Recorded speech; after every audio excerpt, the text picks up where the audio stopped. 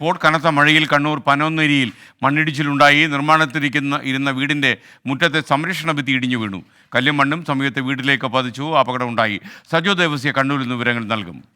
പറയൂ സജോ.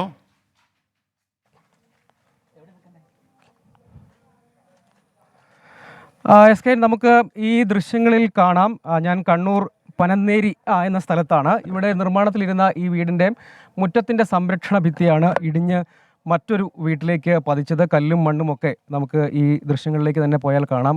ഈ കല്ലും മണ്ണുമൊക്കെ ഇങ്ങോട്ടേക്ക്, കനത്ത മഴ ഇന്നലെ രാത്രിയും ഇന്ന് പുലർച്ചെയുമൊക്കെ ലഭ്യമായിരുന്നു. ഇത് പുതുതായി ഇട്ട മണ്ണായതുകൊണ്ടായിരിക്കാം ഒരു പക്ഷേ ഈ ഭാഗത്തേക്ക്, ഈ ദൃശ്യങ്ങളിൽ കാണാവുന്ന വിധം ഈ വീട്ടിലേക്ക് പതിക്കുകയായിരുന്നു. ഇവിടെ വീടിന് ചെറിയ കേടുപാടുകൾ സംഭവിച്ചിട്ടുണ്ട്. പോസ്റ്റും തകർന്നിട്ടുണ്ട്. ആ പോസ്റ്റുകൾ മാറ്റിയിടാനുള്ള ക്രമീകരണങ്ങളിലേക്ക് പോയിട്ടുണ്ട്. ഇവിടെയുള്ള വൈദ്യുതി ബന്ധവും താറുമാറാക്കിയിട്ടുണ്ട്. കനത്ത മഴ വിവിധയിടങ്ങളിൽ ലഭ്യമാകുന്നുണ്ട്. ഈ മേഖലയിലടക്കം പലയിടങ്ങളിലും പുതുതായി കെട്ടിയ കൽക്കെട്ടുകൾ, ഒപ്പം മലയോര മേഖലകളിലടക്കം വിവിധയിടങ്ങളിലെ കൽക്കെട്ടുകളാണ് ഇടിഞ്ഞ് താഴേക്ക് പതിക്കുന്നത്. ഇവിടെയുള്ള താഴ്ഭാഗത്ത് 2 വീടുകളാണ് ഉണ്ടായിരുന്നത്.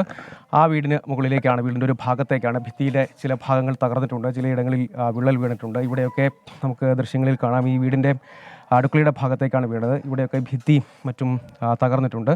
നേരെ മുകളിൽ കാണുന്ന വീട് നിർമ്മാണത്തിലിരിക്കുന്ന വീടാണ്. അതിനോട് ചേർന്നാണ് ഈ വലിയ കൽക്കെട്ട്, വലിയ ഉയരത്തിൽ കൽക്കെട്ട് അതിന് മണ്ണിട്ടതാണ്. ചേച്ചി, ഈ വീട് ഇതാരുടെ വീടാണ്? ഈ വീട് ആരുടെ? നല്ല മഴയുണ്ടായിരുന്നു അല്ലേ? ഇന്നലത്തെ നല്ല ശക്തമായ മഴയിൽ രാത്രി 1:30 മണി സമയത്താണ് ഇത് സംഭവിച്ചത്.